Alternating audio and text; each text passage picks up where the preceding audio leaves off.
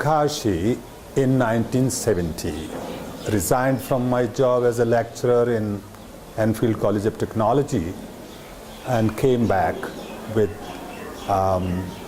leaving Britain behind altogether. Here when I came, I was regarded as a VIP because in the village, nobody expected me to come back. And that was the reason. Most people who go abroad, the people think that they do not come at all and they go always, they leave the place. Also the people from the village, if they migrate to the cities, they also don't want to come back to the village.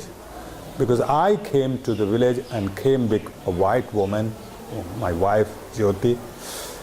So this was a very big thing and many people assembled. They keep coming for days and days and coming visiting me. In that, I organized a 3-day seminar in which I asked people what the problems were, what I should do, how I can help in any way, because I did not have any clear-cut program in my mind. I had studied the problems of the country and because basically I am from the village where I came back, I still felt I don't know what I should do to really tackle the problems. So I wanted the feedback, I wanted the ideas from the people. But all that the people said were, oh, we are with you and you go ahead and do things. So there was no definite, concrete, any plan, they put forth. So I had to just scratch my head, and while I was doing that, other people also came, like first of all, particularly the young people who were mainly dropouts, and all they expected me to help them to get jobs in the town. Now this is the disease of our education system, which I was quite, I knew all about this, the disease. And because it presented before me, 25 students came. I mean, they were not students, they were dropouts and they were looking for jobs. And the problem was that they had not done well in their education. That's why they were dropouts. They were also dropout because economically they could not afford to go for higher education. So such people were in dire need of jobs and some income.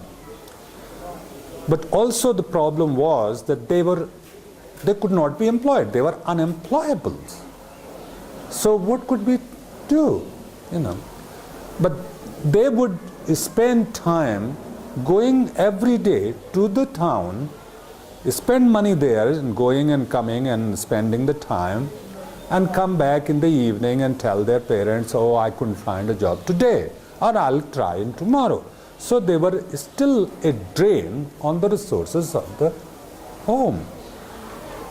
So that problem was very stark, very serious, and with those 25 people, some dropouts from primary school, some from junior high school, some from high school, and even one a graduate. So I thought what I should do. I said, look, come on, let us sit down. Let us talk about the problems. Let us talk about what we can do together. That was the idea, together. What can we do together? And so slowly and gradually I built up a scheme that for 3 days they will sit with me, and for other 4 days of the week they will go home and will try and implement the ideas we talk about. But because the education is such that makes people not to work at home, not to soil their hands, not to work hard, not to do physical work, and go away, escape this. And in fact, the parents also expect them to go and find jobs and earn money like that. These are their aspirations, and that's why they go on spending more and more money. So I persuaded them to sit with me. Their parents also agreed, okay, you have come from abroad, you will give some good ideas, good things, or tell, oh, you will, and these young people are just spoiling their time, they're spoiling their career and future and everything, So, okay, this is good.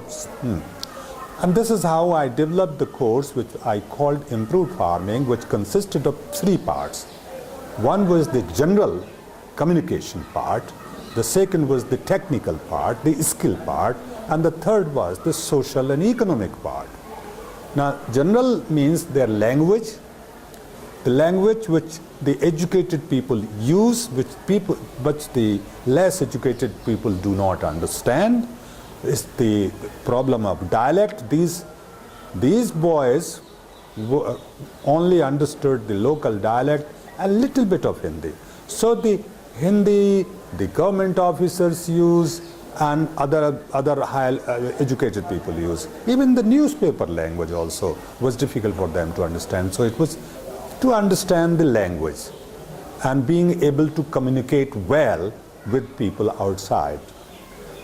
Also, a lot of English people, lot of officers and government officers, even the extension workers, the agricultural extension people who are supposed to talk to the farmers, the small farmers, they also use a lot of English words. So I wanted them to practice how to write, how to plan, how to write applications, how to write protest, how to go to the bank, how to deal with this kind of general. This part was general education.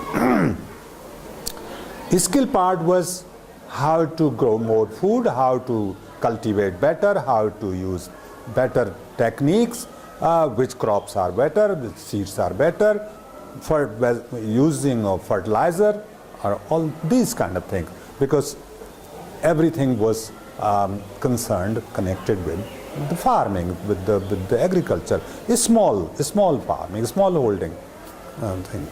So that was talking about. But there also, like for example, how to measure a small plot of land without using any sophisticated system.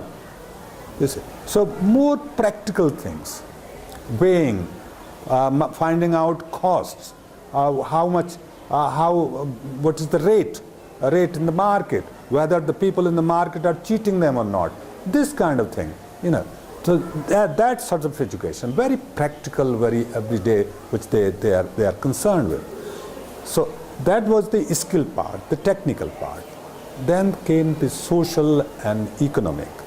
Now that also is very important. The idea was, if you once become is slightly better off, are able to earn better, then there are other problems, the law, the legal problems, the tax problems, some people like how to get job done from the government officials, the traders and the middlemen, they exploit you, all those kind of things. Later on, these boys became the leaders of community.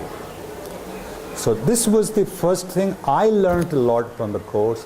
I had to study a lot, and this was a very good experience for me.